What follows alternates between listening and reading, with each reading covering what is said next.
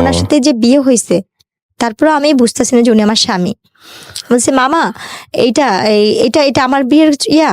তো উনি বলছে কি, মামা বললো না, তুমি আমাকে তুমি করে বলো, আমি তোমার হাজবেন্ড। আমাকে মায়েরা কোনো ধরনের ঘুমের ওষুধ খাওয়ায়া আমাকে বস্তায় ভরে বুড়িগঙ্গা নদীর এখানে ফালা দেওয়া হয়েছিল।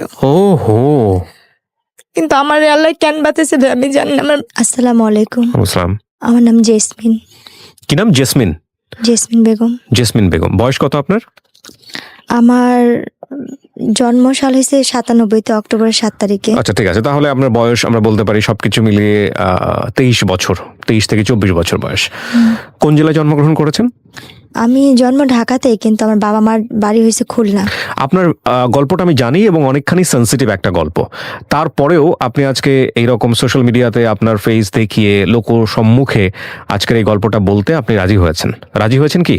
হ্যাঁ, আমি রাজি হয়েছি। এবং আপনার সাথে আমাদের এই গল্প নিয়ে প্রায় 1 বছরের মতো কথা, 1 বছরেরও বেশি, 1 বছর ধরে আপনি এখানে আসছিলেন, আপনাকে আমরা বিভিন্নভাবে বুঝিয়েছি, শেষ পর্যন্ত আপনি সমস্ত কিছু জেনে শুনে আজকে এই গল্পটা এখানে লোক সম্মুখে বলতে এসছেন। তো ঠিক আছে, আপনি শুরু করুন যেখান থেকে বলতে চান, ছোটবেলা থেকে যেখান থেকে মনে পড়ে।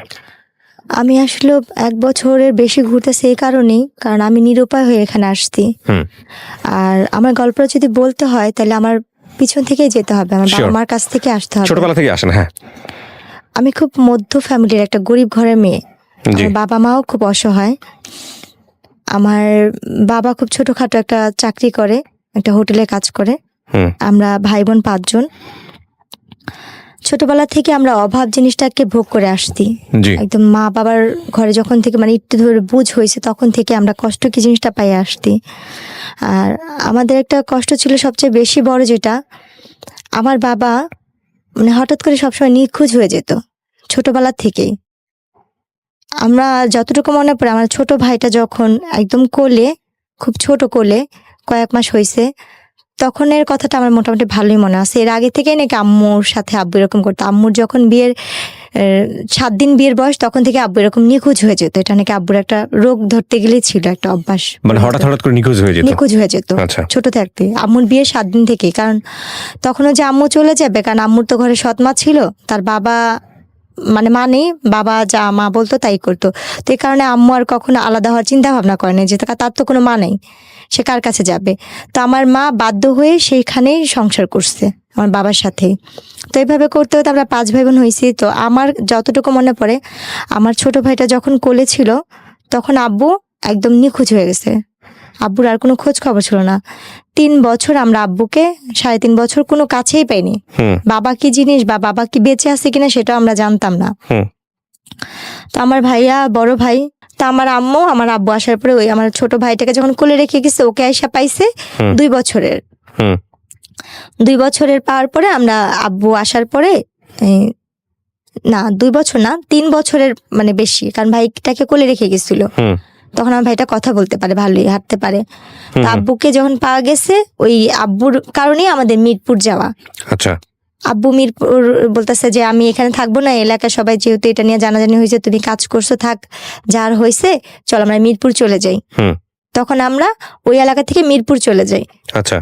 মিরপুর আমরা যাই 2005 সালে। আচ্ছা। 2005-এ আমরা মিরপুর চলে যাই। যার পরে ওইখানে আমাদের আর কোনো কাজ করতো না, কারণ আব্বু আসলে আমাদের আর কোনো কাজ করতে হতো না। আব্বু যে কাজ করতো, হোটেলে কাজ করতো, তো আমাদের আল্লাহর রহমতে সংসার চলে যেত। তো কাজ টাজ করতো 5 বছর, মানে 2005-এ যখন আব্বুকে পাওয়া হয়, 6-এর দিকে আমার বোনের বিয়ে হয়। আমার বড় বোনের বিয়ে হয়ে যায়। মানে 5-এর শেষের দিক দিয়ে আর কি, 6-এর আগে আমার বড় বোনের বিয়ে হয়। বড় বোনের বিয়ে হওয়ার পরে আমার তখন বয়স 10 বছর পার হয়ে যায়, 10-11 বছর পার হয়ে যায়, মানে 11 বছরের মাঝামাঝি। তো আমরা যে এলাকায় থাকি, ওই এলাকারই যে বাসায় ভাড়া থাকি, সে পাশের বাসায় একটা লোক ছিল। ওনারা আমাকে রাস্তায় খেলতে দেখে পছন্দ করছে, আমার বাবা মার কাছে বিয়ের প্রস্তাবও দিচ্ছে। তো আমার ভাইয়া যে বাসায় গাড়ি চালাতো, ভাইয়া তো গাড়ি চালানো শিখে গেছে, ওই বাসায় গাড়ি চালাতো। ওনার আবার কোনো সন্তান ছিল না নিজের, আমার আম্মুকে নিজের মেয়ের মতোই দেখতো। তো ওই এলাকার মোটামুটি সবাই জানতো আমরা তার নাতি। আমরা ওনাদের বাসায় ভাড়া ছিলাম। তো যখন আমার জন্য বিয়ের প্রস্তাবটা যায়, তখন ওই নানু বলতেছিল যে তুমি কি ভাবতেছো এটা মাতবরের নাতি? ও তো মাতবরের নাতি না, ও কিন্তু ভাড়াটিয়া এখানে। ও কিন্তু মানে দেখতে শুনতে ভালো সুন্দর, ওরা সব ভাই বোনই সুন্দর, কিন্তু ও কিন্তু কোনো বড় লোকের মেয়ে না, গরিবের মেয়ে। আচ্ছা, তারপর? তো আমার ওইখান থেকে ওনারা বলতেছে যে না, আমরা তো বাজারে গেছি, বাজার ভাঙাচোরা হলে আমাদের সমস্যা নেই, আমাদের সদাই দরকার। আমাদের বাজার কেমন হলো সেটা আমরা জানি না, আমাদের সদাইটা আগে মেন দরকার। তো আমার আব্বু আম্মুকে এসে অনেক রিকোয়েস্ট করে, প্রস্তাব দেয়, দেখেন আমরা কিচ্ছু চাই না, শুধু মেয়েটাই। তখন রোজার মাস ছিল, আমার বোনের বিয়েরও 1 বছর পরের কাহিনী, 2007 সালের কাহিনী এটা। তো আমার আম্মু বললো যে আমার মেয়ে তো ছোট, আমার মেয়ে তো এখনো সাবালক হয় নাই। আচ্ছা, আপনার এই বিয়ের যখন আসলো তখন বয়স কত আপনার? আমার তখন বয়স 11 বছর। মাত্র 11 বছর? 11 বছরে, মানে মানে শেষ দিকে, মানে পুরো শেষ হয়নি। মানে ওরা যারা আসছে ওরা শুধু আপনার এই চেহারা দেখে এসছে? যে আমার চেহারা দেখে। আর তখন আপনি পড়াশোনা করেন নাকি পড়াশোনা করার সুযোগ হয়নি? তখন স্কুলে ভর্তি হয়েছি, তখন হিসাবে আমি ক্লাস 6-এ মাত্র পড়ি। ক্লাস 6-এ পড়তেন? হ্যাঁ, তারপর মাত্র 6-এ। যারা বিয়ে নিয়ে এসছে তারা কোথা থেকে এসছে? তারা আশেপাশেই ছিল? তারা এমনি ওদের হোম ডিস্ট্রিক্ট বিক্রমপুর ছিল, কিন্তু ওই এলাকার ওরা স্থানীয় ছিল এবং আপনাদেরকে চিনতো আগে? আমাদের চিনতো, যে আমরা ভাড়াটিয়া সেটা চিনতো। ওকে, তারপর? কারণ আমি তো সারাক্ষণ রাস্তায় খেলতাম। মানে উনি আমাকে ওই বড় হওয়ার পর ওই তখনই দেখছে। দেখার পরে বলতেছে যে এই মেয়েটা কে রে? ওর বোনের সাথে, ফুফাতো বোনের সাথে আমি খেলতাম। বলছে মালিহা এটা কে রে? বলতেছে এটা তো জেসমিন, ওই পাশের বাসায় থাকে ওরা। বলতেছে কি মেয়েটা কি করে? বলতেছে ও ওইখানে সরকারি স্কুলে পড়ে, আমার সাথে মেয়ে খেলতে আসে। তখন রোজার মাস ছিল। আচ্ছা। তো আমাকে দেখছে ইফতারির 2-3 ঘন্টা আগে, সে আমাকে দেখছে। আচ্ছা। দেখার পরে তারা ইফতারির পরপরই তারা চলে আসতে আমার জন্য বিয়ের প্রস্তাব নিয়ে। আসার পরে আমার মা বাবাকে অনেক রিকোয়েস্ট করলো, যেদিন দেখছে সেদিন কথা বলছে, তারপর দিন আমার গায়ে হলুদ হয়েছে। আমার বাবা মাকে তারা এক পর্যায়ে, আর আমার বাবা মা ভাবছে যে আমরা গরিব, এত বড় লোক জায়গা থেকে আসতে নিজের থেকে মেয়ে নিতে চাচ্ছে। তো একদিন সময় চেয়েছে, তারা সেটাও দেয়নি। তারপর দিন গায়ে হলুদ করছে, তারপর দিন কাবিন করছে ওনারা। বুঝতেন 11 বছর বয়সে বিয়ে কি জিনিস? আমাকে ওনারা পার্লারে সাজাইতে নিচ্ছে। আমি এই যে পাশে যে খেলতাম গলিতে, আমাকে ওই গলিতে কয়েকটা আন্টি ছিল, অনেক আদর করতো। আমাকে বলতো ললনা সুন্দরী বলতো। ওনারা আমাকে আদর করে ললনা সুন্দরী বলতো। আর একটু দুষ্ট টাইপের, মানে খেলাধুলার প্রতি আমার নেশা অনেক বেশি ছিল। আর চুলগুলি একটু বড় ছিল তো, যার কারণে। তো তারপরে যখন ওনারা পার্লার সাজে, আমি তো কখনো পার্লারে সাজি নেই, আমার জন্য এটা পুতুলের মতো সাজ। আমি হলুদের দিনও ওনারা সাজাইছে, আমি সেটা তো অনেক খুশি ছিলাম, ফুল টুল দিয়ে। আমার বিয়ের মিষ্টি আমি নিজেই চেয়ে চেয়ে খাচ্ছি। তারপর যেদিন আমার কাবিন হয়, সেদিন আমি পাশের বাসা আন্টিকে যা বলছি, পুতুল আন্টি দেখেন আমি আজকে আরো সুন্দর ললনা সুন্দরী হয়ে আসছি, দেখেন আমাকে কত সুন্দর লাগতেছে। সেদিন আমার কাবিন সাজলেন। সাজার পরে থাকে না মেয়েদের, তো সাজার প্রতি একটা আলাদা ন্যাক থাকে। দেখা নিজেকে আয়নায় যখন দেখতেছিলেন বউ হিসেবে, সাজার পরে? হ্যাঁ, আয়নাতে দেখে তো নিজের প্রতি নিজে অবাক হচ্ছিলাম যে আমি এত সুন্দর, বা আমি এত পুতুলের মতো লাগতেছে, আমাকে আমি চিনতে পাইনি। বাট বিয়ে কি জিনিস সেটা আপনি বুঝতেন না? বিয়ে কি জিনিস আমি নিজেই বুঝিনি। আচ্ছা আচ্ছা, তারপর বিয়েটা কি? তো তারপরে গিয়ে আমার কাবিন হলো 2007 সাল আগস্টের 28 তারিখে আমার কাবিন হয়েছে। তো কাবিন হওয়ার পরে ওই দিন তো কাবিন হলো, তো ওনারা কাবিনের পর দিয়ে মানে আমাকে যখন কাজী লিখতেছে কবুল বলবে, আমার আম্মু নিচে, মানে মেহমান আসছে, সবাই খাওয়া দাওয়া দিচ্ছে, আব্বু নিচে দাঁড়াচ্ছে কে কে আসবে। তো ওনারা বলতেছে কি তাতেই করেন, ইফতারির আগে বিয়ে পড়াবো। তা আম্মু ওরা বলছিল কি ইফতারির পরে একবারে ঠান্ডা মাথায় বিয়েটা পড়ে। তো ওনারা খুব তাড়াতাড়ি করতেছিল। ওনাদের বাসায় হয়েছে, আমাদের বাসাও না কাবিন হয় না, ওনাদের ফ্ল্যাটে ওনাদের বিল্ডিংয়ে নিয়ে কাবিন করেছে। কারণ আমাদের বাসা তো সুন্দর না, আমাদের বাসা তো মানুষ আসতে পারবে না, মেহমান আসতে পারবে না, এই জন্য।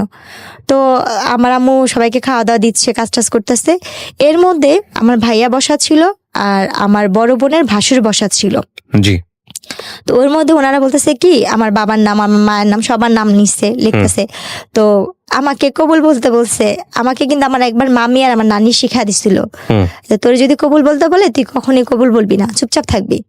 অনেকক্ষণ পরে আমরা যখন বারবার তোরে বলবো বল বল বল, তারপর তুই বলবি। কিন্তু আমি আর সেই জিনিসটা বুঝিনি। আমাকে যখন কাজী বলতেছে বলো মা বিসমিল্লাহ কবুল, আমি বলছি হ্যাঁ কবুল কবুল কবুল, একসাথেই বলে দিছি কতবার, মানে হিসাব ছাড়াই। আমার এতটুকু ছেলেটাকে দেখেছেন না যার সঙ্গে বিয়ে হচ্ছিল আপনার? তাকে তো আমি ছাদে খেলার সময় দেখছি, কিন্তু ওভাবে কখনো বড় ভাই হিসেবে জানতেন নাকি? মামা হিসেবে জানতাম। তার মাকে আমি নানি ডাকতাম। মাকে নানি ডাকতেন আর ছেলে? আচ্ছা, ওকে, তারপর সেই হিসাবে মামা হয়। আমার আম্মু এসে বলতেছে কি যে আসেন আমরা বিয়ে পড়া ফেলে আপা। আমার ফুপু শাশুড়ি নাম ধরে বলতেছে যে আসেন আমরা বিয়ে পড়া ফেলে। তো আমার ফুপু শাশুড়ি বলতেছে আল্লাহ বিয়ে তো হয়ে গেছে। আমি কান্না করতেছি, না না আমার তো বিয়ে হয় না, আমার তো বিয়েই হয় না, আমার বিয়ে করাইবা না। আমার ভিতর ধারণা ছিল যেমন টিভিতে নাটক বা ছবি দেখতাম যে হিন্দুরা ঘুরে যে এই আগুন রেখা ওইভাবেই বিয়ে। আচ্ছা আচ্ছা। আমার চিন্তা ধারণা ওইভাবে মানুষের বিয়ে হয়, বাবা বিয়ে কি জিনিসটা আমি অতটা বুঝিনি। ওইটা টিভিতে দেখে বিয়ে ওইটাই বিয়ে। যে না আমার তো বিয়েই হয় না, আম্মু আমার বিয়ে দেয় না। মানে এটা কবুল কবুল বলার পরে? হ্যাঁ, আমার কিন্তু বিয়ে হয়েছে 1 ঘন্টা হয়ে গেছে। ইফতারি আগে ওনারা বিয়ের কাজ সেরে ফেলছে। ইফতারি করার পরে আম্মু বলতেছে আসেন আমরা বিয়ে করাই। পরে আমার যে ফুপুসের কাছে উনি বলতেছে বিয়ে তো হয়ে গেছে। আপনার মাও জানে না এটা? আর আপনার বাবা ছিল?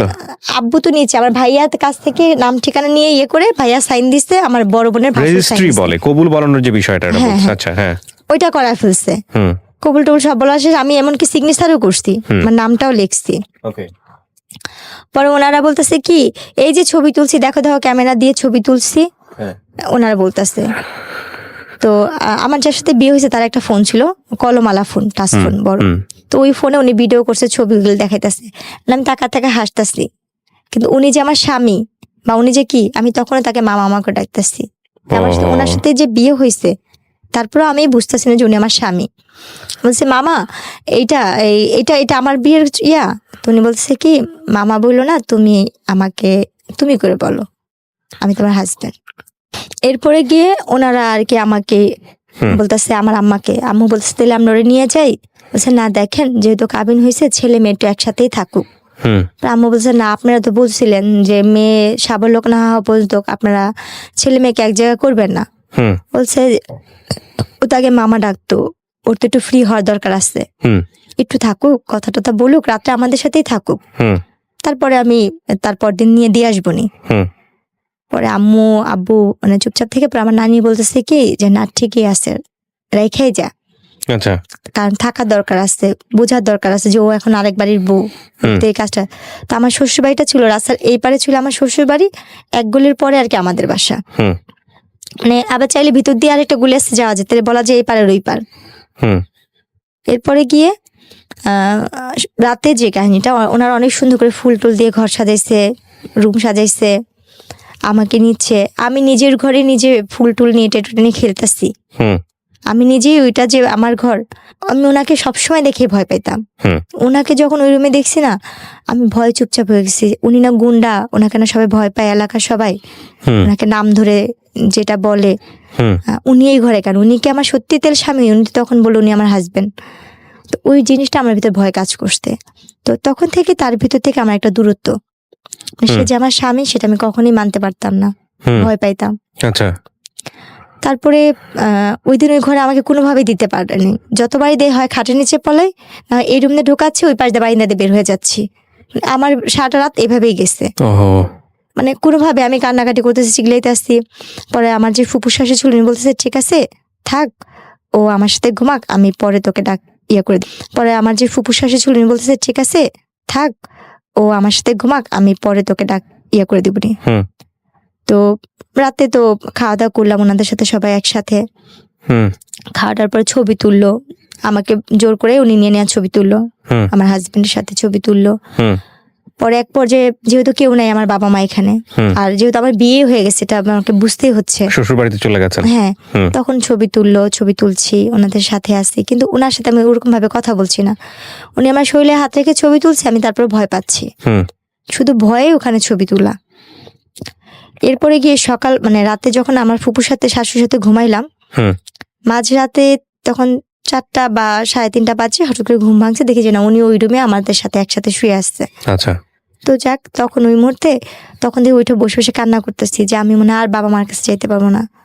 এত বড় লোক বাড়ি, এত সুন্দর ঘর বাড়ি, কিন্তু কোনোটাই আমার ভালো লাগতেছে না, আমার নিজের মতো মনে হচ্ছে না। যতটা আমার ভাঙা ঘর বা খুব ছোট বাচ্চা যেসব অনুভূতিগুলো আসে, রাইট, হ্যাঁ, আমার ফ্যামিলিটাই আমার কাছে বেস্ট। তো আমি ভাবতেছি কখন সকাল হবে, কখন আমি বাসায় যাব, কারণ আমি এই বাসা তো চিনি আর আমাদের বাসাও চিনি। এভাবে করতে যখন সকালে ফজরের আজান দিল, আমি বসে রয়েছি। একবার লুকায়, ওনারা সবাই ঘুমে, কেউ জানেই না, আমি দৌড় দিয়ে যা দেখে আসছি। ওনার বাসা ছিল 3 তলা, তো 3 তলা থাকতো, দৌড়া যা দেখছি কে চিকেট খুলছে কিনা, দিয়ে যে নাকে চিকেট খুলে নেয় অত ভোরে। আবার দৌড়া চলে আসছে, এসে খাটের নিচে লুকায় আসছি, বসে আসছি। এরপরে যখন সকালবেলা 6টা বাজে, আমি তখন ওই মুহূর্তে বাসা থেকে চলে আমাদের বাসায় চলে যাই। গেট টেট খুলে আমি আমাদের বাসায় চলে গেছি। আমি আমাদের বাসায় যা ঘুমা, আম্মু বলতেছে তুমি এত সকালে, আমি বলছি, ওনারা আমার পাঠা দিছে, ওনারা বলছে তুমি বাসা যাওয়া, আমি এই জন্য বাসায় এসে পড়ছি।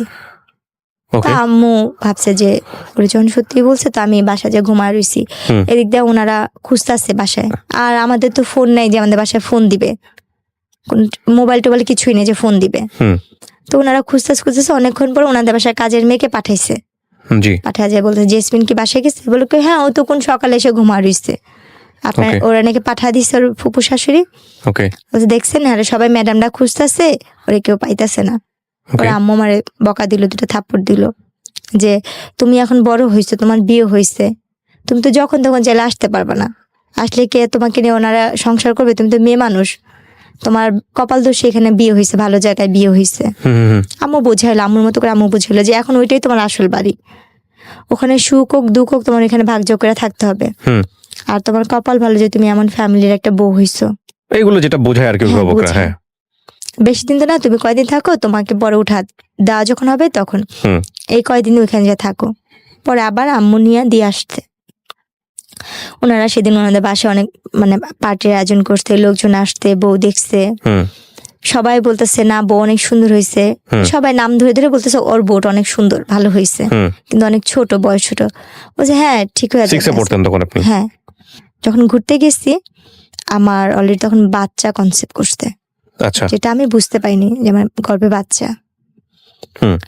তো আমার যখন বিয়েটা হয়েছে, আমার ফুপু শাশুড়ি, আমার চাচা শ্বশুর এরা জানতো, কিন্তু এরা আবার কি করছে, আমরা গরিব বলে ছেলের মা বাবা মানে বাবা তো নেই, মা মানবে না বিধায় আমার বড় ভাসুর, আমার ফুপু শাশুড়ি, আমার চাচি শাশুড়ি আমার শাশুড়িকে জানায় নাই বিয়ের কথাটা। আমার শাশুড়ি নাকি জানতো না আমার বিয়ের কথাটা, কারণ সে তো গরিবের মেয়ে নিবে না। কিন্তু আমার যে বড় ভাসুর সে খুব ভালো ছিল, সে খুব ভালো ছিল, সে আর গিয়ে হয়েছে আমার ফুপু শাশুড়ি, আমার 2 চাচা শ্বশুর, এরা মিলে আমাকে বউ করে নিছে। যে ওর মা তো আরো 2 ছেলেকে বিয়ে করেছে, এত সুন্দর বউ পানে, টাকা পাইছে কিন্তু বউ পানে, হয় ছেলেদের থেকে বউদের বেশি বয়স্ক লাগে, না হয় বউরা কালো, কিন্তু গরিব হলো। আপনার শাশুড়ি ইনফর্ম ছিল না আপনার বিয়ের ব্যাপারে? না, আমার বিয়ে থেকে, এবং সে সেটা মানতো না বলেই সে ইনফর্ম ছিল না। হ্যাঁ, কিন্তু আমরা জানতাম না যে আমার শাশুড়ি না, আমার মার সামনে অন্য একজনকে ফেস করেছে, এটা শাশুড়ি, ছেলের মা। ভয়ঙ্করতম কাজ। তো তখন আর কি, যখন আমার বাবু পেটে আসতে, আমার বাচ্চা নাকি 2-3 মাস মানে বাচ্চা পেটে, আমি তো বুঝি না একটা মেয়ে অসুস্থ হলে যে জিনিসটা, সেটাও তো আমি বুঝতাম না। তা আমি খুব বমি করতাম, মাথা ঘুরে, তো কিছু খাইতে পারতাম না, মানে আমার কাছে খুব খারাপ লাগতো। তা আম্মু ওই জিনিসটা নিয়ে খালি বলতো কি হঠাৎ করে এমন করতেছে কেন, আর শুকা যাচ্ছি, কালো হয়ে যাচ্ছি। তখন আমার আম্মু, আমার বড় বোন বলতেছে কি মা, আম্মু ওর কি বাচ্চা টাচ্চা পেটে আসলো নাকি? আম্মু বলতেছে ওর বাচ্চা পেটে আসলো তো বুঝতাম, বা আম্মু আমাকে জিজ্ঞেস তোমার কি এরকম কখনো হয়েছে? আমি কি জানি, আমি জানি না, আমি সেটা বুঝতে পারিনি। এরপরে গিয়ে আমার মা আমাকে একটা ডাক্তার দেখাতে নিয়ে গেল। ডাক্তার দেখানোর পরে ওখানে প্রস্তাব পরীক্ষা দিল, কয়েকটা পরীক্ষা দিল। এই রিপোর্টগুলো আনতে গেল আমার হাজবেন্ড, উনি আমাকে নিয়ে গেল সাথে করে। রিপোর্টগুলো আনতে যাওয়ার পরে বলতেছে ওনার তো বাচ্চা পেটে, উনি তো ওনার 3 মাস শেষ পর্যায়ে, বাচ্চা 4 মাসে পড়বে। তো এই কথা শোনার পর উনি খুব খুশি হয়। উনি খুশি হয়ে ওনাদের গ্রামের বাড়িতে আমাকে নিয়ে যায়, বিক্রমপুরে। আচ্ছা, উনি আমাকে বিক্রমপুরে নিয়ে যাবে। এই ফার্স্ট আমি আমার শ্বশুর বাড়িতে যাচ্ছি। আচ্ছা, তো আমার শ্বশুরবাড়িতে যখন যাবো তখন আমি খুব কান্নাকাটি করতেছি। এতদিন তো আমার ফুপু শাশুড়ি, চাচা শ্বশুর বাড়ি, আমি জানতাম এটাই আমার শ্বশুর বাড়ি।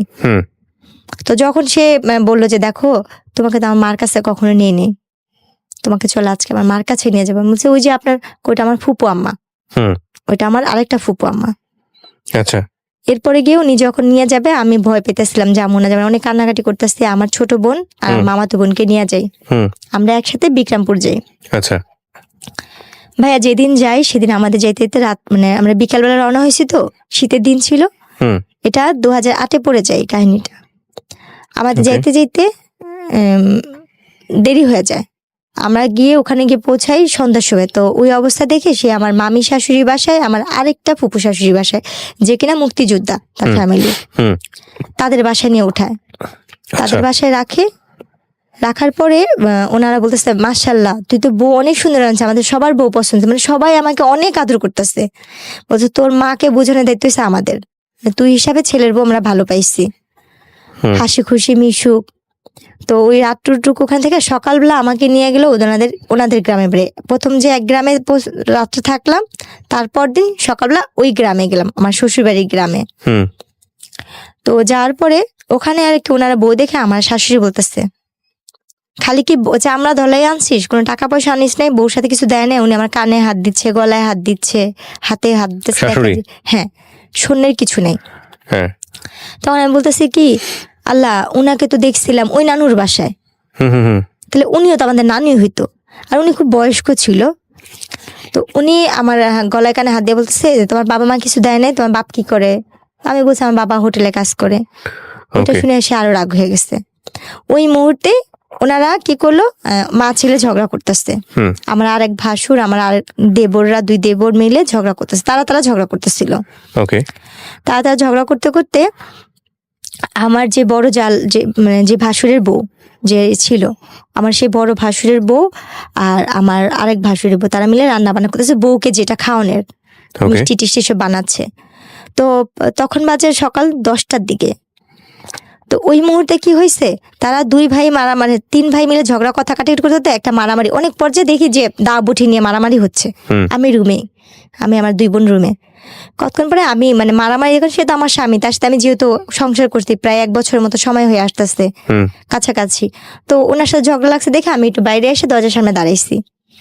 দাঁড়ানোর পরে আমার যে আরেক ভাসুর, মেজো ভাসুর যাকে বলে, সে এসে আমার মুখে ভাষা একটা খারাপ করে একটা গালি দিয়ে আমার চুলটা টাইনা ধরে।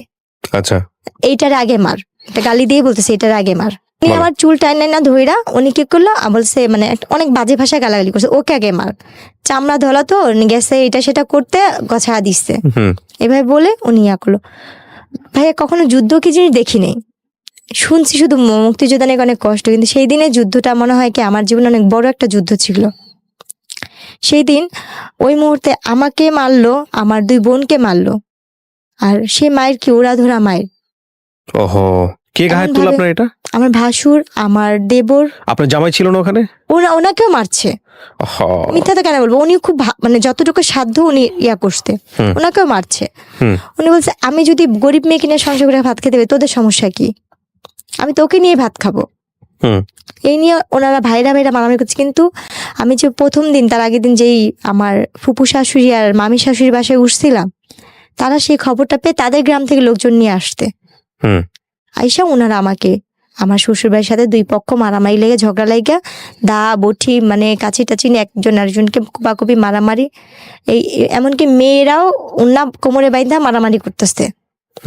তখন আমার এই যে ফুপু শাশুড়ির মেয়ে আপু, ওই আপুটার নাম আমি বলতে চাচ্ছি না, আপুটা যেহেতু পলিটিক্স, ওই আপুটা আসছে। ওই আপুটা এসে উনি আমার ননদ হয় সম্পর্কে, কিন্তু বড় আমার বয়সে। ওই আপুটা আমাকে এসে ধরে, আমার বোনকে ধরে আমার দাদির শাশুড়ি ঘরে নিয়ে দরজা বন্ধ করে বলছে, তোর এই ঘরতে বের হবি না। এরপরে গিয়ে ওই মারামারি হইলো। তো মারামারির শেষ পর্যায়ে যেটা দাঁড়াইলো, বলছে মা ওর বাচ্চা পেটে। তো উনি বললো কি, ঠিক আছে, তুই গরিবের মেয়ে বিয়ে করছিস, এটা আমি মানতে পারতেছেন, তারপর মেনে নিবে, পেটে বাচ্চা যেহেতু। তোর বোর যদি মেয়ে হয় তাহলে আমি আমার ঘরে জায়গা দিব না, তুই তালাক দিবি। আর যদি তোর বোর ছেলে হয় তাহলে আমি তোর বউকে মেনে নিব। তো বললো যে ঠিক আছে, দেখা যাক। যে তুমি ভাত খাইছো? আমি বলছি না, আমি তো খাইনি, আমি আজকে সারাদিনেও খাইনি, কালকেও খাইনি। বলছি কেন? ঢাকা 2 জনে মোটামুটি ভালোই ইয়ে করতেছিলাম। ও আমাকে ওই যে বাসাটা নিছে ওইখানে বাসা ভাড়া বেশি, আর পলিটিক্স ওইভাবে থাকতে পারতেছিলাম। তো ও বলে কি, তুমি তোমাদের বাসায় থাকো, বাচ্চা হওয়ার পরে আমি তোমাকে নিয়ে আসবো নি।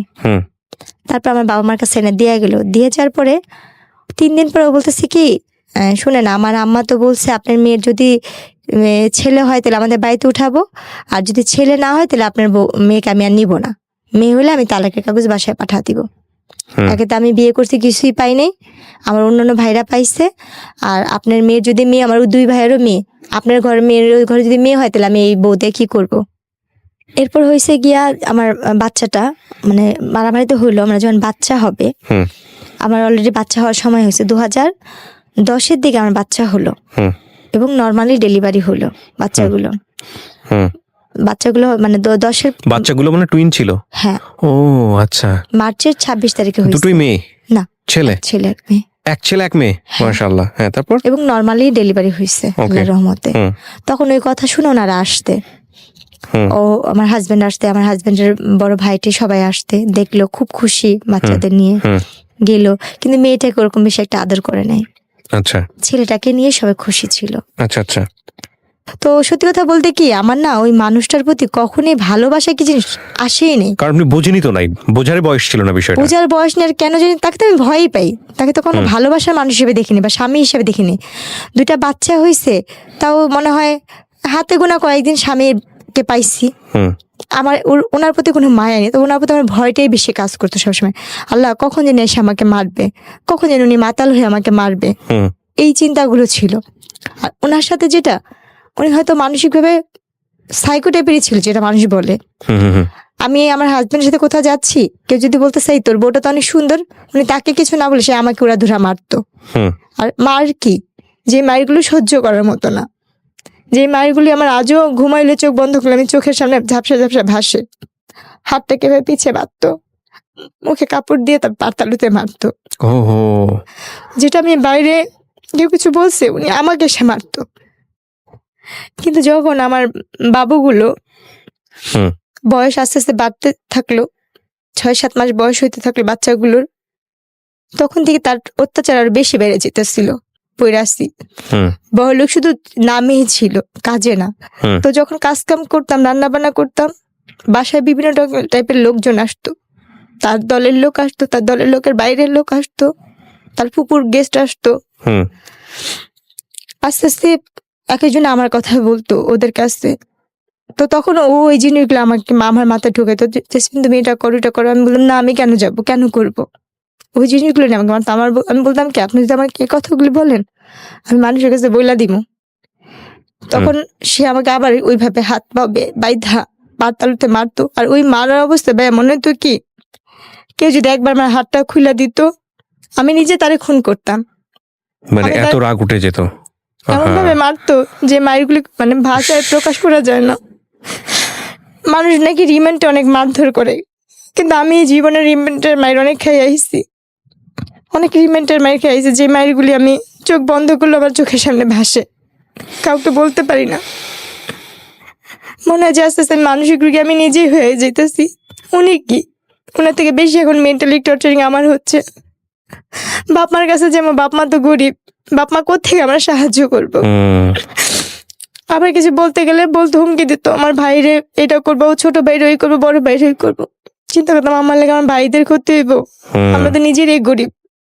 ওনার সবকিছু মানতাম, খালি পারতাম না নিজের দেহটারে বিলা দেওয়ার জন্য। যা বলতো তাই করতাম, যেটা বলতো সেটাই করতাম। আর স্বামীর যে ভালোবাসা, তাকে আমি এটা কখনই আমার ভিতরতে কখনো আসেনি। তার জন্য মানুষ যেমন একটা মেয়েকে ভাড়া করে আনে, ব্যবহার করে, আমি ওনার কাছে সেরকমই মনে করতাম যে উনি যে মেয়েটাকে আজকে আনছে আমি তাদের ভিতরে একজন। এই জিনিসটা মনে করতাম সবসময়।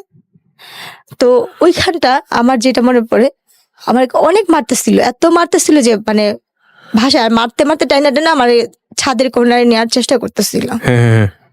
আমি কোনোভাবে যাব না, আমি দরজার সিট ইয়াটা ধরে রাখছি। আমি বলছি আপনি আমাকে একটা বারের জন্য মাফ করেন, আপনি যা বলবেন আমি তাই করব, আপনি যেইটা বলবেন আমি সব ধরনের কিছু করবো।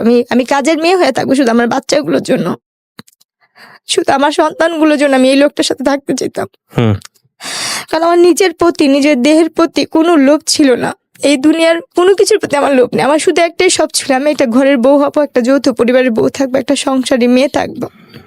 আমার একটা ঘর দরকার ছিল, স্বামী যেমনই হোক, আমি সেটা পাইনি। এরপর ওদিন মারার পরে না শুধু ওই বিল্ডিং এর মানুষজন আমাকে ধরে, তারপর আমি না পারে ওদিন কোনার প্রতি আমার ক্ষিপ্ত একটা ঘৃণা চলে আসছিল যে আমি ওনার অত্যাচার আর সহ্য করবো না, আমি ওনার প্রতি নিজে যে মামলা করবো, কেস করবো। আমি আমার বাচ্চাটাকে 2টারে কোলে নিয়ে আমি নাইমা চলে আসছি, পলাই চলে আসছি ধরতে গেলে, যে আমি বংশাল থানায় যাই ইয়া করে। ওনারা আমার মায়ের চিনুক দিয়ে মাথা ফাটা ছিল, শরীরের এখানে সেখানে মায়ের চিনুক দেখা, ওনারা সাথে সাথে আমাকে ইয়ে করতে কেস নিয়ে নিচ্ছে। মানে আপনি মামলা করলেন কত সালে? ওইটা 10-এর দিকে, 2010-এর দিকে। হ্যাঁ। তারপর ওনারা নেওয়ার পরে নারী নির্যাতন মামলা, হ্যাঁ, তারপর করার পরে ও মা পুলিশ বাসায় আসলো, ওরকে বাসায় পেলো না, ওর ভাই ফোন দিল, ওর মা ফোন দিল, পুলিশ বললো আচ্ছা ঠিক আছে তুমি বাসায় চলে যাও। আমি ওইখানেই বসা, তারা কিন্তু আমার হাজবেন্ডের সাথে কথা বললো। আচ্ছা ঠিক আছে, এটা পারিবারিক ব্যাপার, তারা ঘরোয়াভাবে ম্যানেজ করে নেবে, আপনারা যান, চলে যান। তার চাচা উকিল, অনেক বড় উকিল, তার মামারা হয়েছে অনেক বড় লোক, তার ফুপুরা, তারা নিয়ে আমার বাবা মাকে ডাকা বললো কি আপনার মেয়ের এত বড় সাহস, আমাদের ফ্যামিলি সম্পর্কে সে জানে, সেই অনেক হুমকি টমকি দিয়ে ঠিক আছে ওকে আর ঢাকা রাখবো না, ওকে গ্রামে রাখবো, গ্রামেই থাকবে। এই বইলা কোনো কেস হলো কথা আমাকে গ্রামে নিয়ে গেল। গ্রামের চেয়ারম্যান মেম্বাররা বিচার করে দেওয়ার 2 দিন পরে 2 দিন সে আমার সাথে খুব ভালো ব্যবহার করলো, খুব ভালো ব্যবহার করলো। করার পরে 3 দিনের দিন আমার যেটা মনে পড়ে, আমার বাচ্চাদের ভাত খাওয়াচ্ছিলাম, পিছন থেকে আমার হাতটা কে ধরছে আমি সেটা জানি না, আমার আজও মনে পড়ে না। সামনে থেকে আমার শাশুড়ি এরকম আমার গালটা চেপা ধরছে 2 হাত দিয়া, আর আমার স্বামী আমার পাও 2টা ধরে রাখছিল। আমার অতটুক দৃশ্যই আমার মনে আছে, আর কিছু মনে নেই বা মনে পড়েও না। এরপরে যখন আমি 15 দিন না 20 দিন পরে যখন আমার সেন্স ফিরছে বা আমি একটু সুস্থ হয়েছি, তখন শুনি যে আমি মেডিকেলে, হাসপাতালে। আমাকে মায়েরা কোনো ধরনের ঘুমের ওষুধ খাওয়ায়া আমাকে বস্তায় ভরে বুড়িগঙ্গা নদীর এখানে ফালা দেওয়া হয়েছিল। কিন্তু আমার আল্লাহ কেন বাঁচাইছে আমি জানি না। আমার এই জীবনের প্রতি ঘৃণা, নিজের জীবনের প্রতি শুধু ঘৃণ নেই। তখনই আল্লাহ আমার নিয়ে যেত এই দুনিয়া থেকে। যদি তখনই আল্লাহ আমাকে নিয়ে যেত, তাহলে আজকে আমি যেখানটা আসছি বা যেখানে কথা বলতে আসছি, হাজার হাজার মানুষ আমার যেখানে দেখবে আমাকে দেখতো না। এরপরে যখন আমি একটু সুস্থ হইলাম, ওই বস্তায় করে ওখান থেকে বের করছে কে, কি জানছেন? সুইপাররা নাকি, আমি যেটা শুনছি আর কি, সুইপাররা রাস্তা ঝাড়ু দেয় না, ওনারা আমাকে দেখতেছে, আমার এই মাথাটুক একটু বের হয়ে নাকি ছিল, আমার সর্বমুখ নীল হয়ে গেছিল। আচ্ছা, পিত্ত নাকি যেরকম নীল থাকে, আমার আম্মুর কাছে শুনছি ওরকম নীল টাইপের। আমি নাকি একটু একটু করে মুখটা আমার এইখানটা নাকি নড়তেছে পানির জন্য, পানির জন্য নাকি গলাটা কাঁপতেছিল। তখন নাকি ওইখানে কারা নাকি ইয়ে করতে পানি টানি দিচ্ছে, মেডিকেলে নিচ্ছে। আমার যে ভাবির ভাই হয়েছে, তখন ছিল একজন কনস্টেবল। না, কিন্তু আপনাকে মেডিকেলে নেওয়ার পরে আপনাকে চিনবে কিভাবে মানুষ? চিনবে বলতে ওই যে আপনি পরিচয় বলে দিয়েছেন যে আমার বাড়ি অমুক, তাহলে পরিচয় বলিনি। তাহলে যেখানে আমার ফালানো হয়েছিল ওই থানার কনস্টেবলের কাজ করতো আমার ভাবির বড় ভাই, আপন বড় ভাই। উনি দেখে চিনেছে আপনাকে? উনি বলতেছে কি, আমার ভাবির নাম ধরে বলতেছে কি, তো ননদ কইরে জেসমিন কত গ্রামের বাড়িতে কত নাই। আচ্ছা, পরে বলতেছে কি তোরা একবার মেডিকেলে আসতে পারবি, সেম দেখতে ওর মতনই একটা মেয়ে। আচ্ছা আচ্ছা। আর এই কথা শোনার পরে না, তার 3-4 দিন আগে থেকে মার মন তো, আমার মা নাকি খালি বলতে করে ওর সাথে একটু কথা বলতে পারতাম, ওর সাথে একটু কথা বলতে পারতাম, একটু দেখতে পারতাম। তো যখন ভাবির কাছে কথা শুনছে না, তখন নাকি আমার আম্মু খালি এটা আমার মেয়ে, এটা আমার মেয়ে, চলো যাই চলো যাই। তখন আমার ভাইয়া, আমার আম্মু, আমার খালাতো বোন সবাই মিলে গেছে মেডিকেলে। ওকে, তারপর যাওয়ার পরে ওনারা আর কি ওখানে আমাকে দেখলো, দেখে তো আমার আম্মু ধরে নাকি কান্নাকাটি করতেছে। আমি নাকি যাকে দেখতাম তাকে দেখে ভয় পাইতাম, যাকে দেখতাম তাকে দেখে আমি ভয় পাইতাম। আমি নাকি কারোর সামনে যেতে পারতেছিলাম না, যাকে দেখতাম তাকে দেখে বলতাম ও মারতে ও মারতে। তারপরে ওই সাংবাদিকরাও নাকি গেছিল, ওইখান থেকে আমাকে ঢাকা মেডিকেলের মানবাধিকারের শাখায় পাঠা দিচ্ছিল নাকি, ওসিসিতে। আচ্ছা, ওখানে আমার চিকিৎসা হয় এবং ওইখানে আমার এই চোখের কর্নিয়াটা নষ্ট করে দিয়েছিল। আমি 3 বছর চোখে দেখতে পারিনি, এই বাম পাশের এই চোখটার এটার জন্য এই চোখেরও সমস্যা হয়েছিল। তারপর তো ওই সময় চোখে আমার আঘাত পড়ে এবং গলার মধ্যে এই ঠানটা ইয়ে হয়ে গেছে, কথা ফ্যাস ফ্যাস করে আসতো, কথা ভালো করে বলতে পারতাম না। এরপরে যখন আমাকে বাসায় নিয়ে গেল, 20 দিনের না 25 দিনের দিন বাসায় নিয়ে গেল, ওর যে যারা সাংবাদিক মাধ্যমে আমার চাচা শ্বশুর এসে বলতে চাই এই কেস নিয়ে যদি ইয়া করেন তাহলে আপনাদেরই সমস্যা হবে। তখন আমার বাপ মা চিন্তা করলো আমরা তো এদের সাথে কখনো পারবো না, কিছু করতে পারবো না। আমার বাবা মা কি করলো, না পাইরা আমরা মিরপুর থেকেই ওই এলাকা থেকে আমরা আবার চলে আসলাম। আচ্ছা, খিলগাঁওতে। আচ্ছা, এদের সাথে আপনারা কোনো কিছুতে বাড়াবাড়ি করতে যায়নি। এরপর যেটা হয়েছে, মানবাধিকার থেকে আমাদের যথেষ্ট পরিমাণে সাহস দেওয়া হয়েছে। ওখান থেকে তারা আমাকে বলছে তুমি এক চুলো নড়বা না, তোমার টাকা পয়সা কিছুই লাগবে না, আমরা আসছি, আমরা করব। মানবাধিকার থেকে আমি যথেষ্ট সাহায্য পাইছি, ওখান থেকে আমার চিকিৎসা হয়েছে, আমি সুস্থ হয়েছি। মানবাধিকার ওখান থেকে আমার ট্রিটমেন্ট যতটুকু পারবা, আমার মামলা নিয়ে যতটুকু লড়ার, ওনারা যথাসাধ্য চেষ্টা করছে। ওনাদের কাছ থেকে আমি কোনো কম পাইনি, ওনাদের কাছ থেকে আমি যথেষ্ট হেল্প পাইছি। ওখান থেকে আমার ভুলটা ছিল যেটা, ওরা আমার সাথে কথা বলছে ফোনে যে তুই কি চাস তোর বাচ্চাগুলো জীবন নষ্ট হোক, বা তুই কি চাস কোনো ধরনের ক্ষতি হোক, মানে আপনার হাজবেন্ডের পক্ষের লোকজন থেকে। তখন আমি বলছি কি না, আমি সংসার করতে চাই আমার বাচ্চাদের জন্য। আমার বাবা মা, আমি তো মানসিকভাবে তখন সুস্থ ছিলাম না পরিপূর্ণভাবে। আমার বাবা মা আমাকে শিকল দিয়ে আটকা রাখতো, যদি আমি না যেতে পারি, যেন থাকি। আমার মার সাথে আমার ভাইয়ের সাথে আমি অনেক খারাপ ব্যবহার করে আমি চলে যাই। আমি কিন্তু তখনও পরিপূর্ণভাবে সুস্থ না ভাইয়া, আমি তারপরও চলে গেছি তাদের কাছে। ওরা আমার কাছে নিয়েছে, আমি গেছি, এক জায়গায় একজনের রুমেই ঢোকা দিছিল। হ্যাঁ, কিন্তু আপনি শেষ পর্যন্ত এটা সফলতা দেন নাই। হ্যাঁ, বাবাটাকে আপনি ওখান থেকে বের হয়ে আসছেন। ডাইরেক্ট বাপ ধরে পা জোড়া ধরছিলাম যে ও তো আমার স্বামী, ও আপনার কাছে দিছে কেন আমি জানি না। তখন উনি একটা গালি দেয়া বলছে যে ও কি মানুষের বাচ্চা, ও তো কাফের, ও তো এমনিতে মনে হয় তোমার বাবা, তো তোমার সাথে যেহেতু এই কাজ করছে তুমি এইখানে থাইকো না, তুমি চলে যাও। ও সব ধরনের কাজ করতে পারবো, ও একজন দালাল। ওই দিন আমার জীবনের শেষ রাতই বলা যায়। এরপর আপনি ডিসিশন নেন তাকে ডিভোর্স দিয়ে দিবেন। ডিভোর্স তো তারাই নিয়ে নিচ্ছে আমার থেকে, জোর করে মায়ের ধরে করে একটা কাগজে নিচ্ছে, বলতেছে কি এখানে একটা সই কর, একটা কাজে লাগবে। এটা যে অনেক আগে তার ডিভোর্স নিয়েছে সেটা আমি বুঝতে পারি। কত সালের এটা ঘটনা, ডিভোর্সটা? 2010-এর ভিতরে। আপনার বাচ্চার তখন বয়স কত? বাবুদের কত 8-9 মাস। 8-9 মাসের বাচ্চা ফেলে আপনাকে বাসা থেকে বের করে দেয়। 1 বছর হয় নাই, না হবে 1 বছরে ওদের একটা জন্মদিন। আপনি কি মামলা তুলে নিয়েছিলেন পরে? এই মামলা পরবর্তীতে কোথায় আছে, কিভাবে আছে, আপনার খোঁজ খবর নেন নাই? আমরা তো লেখাপড়া জানি, আমরা তো ওইটাই রাখিনি, মানে ওই কাগজপত্রই রাখিনি, আর কোনো কিছুতে যাইও নি আর। আচ্ছা, উনি আমাকে কি করছে, যেখানে নিয়ে যাবে একটা গাড়িতে উঠা দিছে যে এক জায়গায় যাবো আজকে, ওইখানে একটা অনুষ্ঠান আছে চলো। এটা কি ডিভোর্সের আগে না ডিভোর্সের পরে? এটা ডিভোর্সটা সে আমাকে আগে নিয়ে নিছিল, আমি বুঝিনি। মানে পেপারসে সাইন করার পরের ঘটনা? হ্যাঁ। আচ্ছা, তারপর? সেদিনই আমাদের জীবনের লাস্ট ওনার সাথে দেখা এবং শেষ বিদায়। হ্যাঁ, উনি আমাকে একটা গাড়ি আসলো, গাড়ি আসলো, গাড়িতে আরো 3-4টা মেয়ে ছিল, আর কয়েকজন লোক, একটা লোক ছিল চাঁদি ছিল, তার চুল নেই, আর আরেকটা লোক ছিল অনেক মোটা করে, আর একটা লোক বয়স্ক, বাবার বয়স, আমার বাবার বয়স, বৃদ্ধ। তো ওই গাড়িতে উঠা দিল, আর আমার ব্যাগের মধ্যে কিছু কাপড় সেই ভাঁজ টাজ করেছে তার ফুপু আর সে। তো আপনাকে নিয়ে যাচ্ছে কোথায় আপনি জানেন না এটা? এরকম তো সে আমাকে অনেক অনুষ্ঠান, সে বাসাও আনে, বাইরেও নিয়ে যায় সহকারে। হ্যাঁ, এভাবে নিয়ে যেত। তো সেই দিনের মতন সে আমাকে নিয়ে গেছে, আর ওইটা বলছে সে একটা ঘরোয়া একটা নাটক নাকি বানাবে সে, এইটার জন্য সে নিচ্ছে, কারণ তার ফুপুরা মিডিয়াতে একটু টুকটাক কাজ করতো তো ওই হিসাবে। না, কিন্তু তো আপনি তো এর আগে একটা ভয়ঙ্কর রকমের দুর্ঘটনা আপনার লাইফে ঘটেছে, এই যে মানুষের রুমে পাঠিয়ে দেয়া, এবং সেখানে আপনি এরকম একটা ঘটনা ঘটার 3 বার 4 বার 5 বার 6 বার ধরে।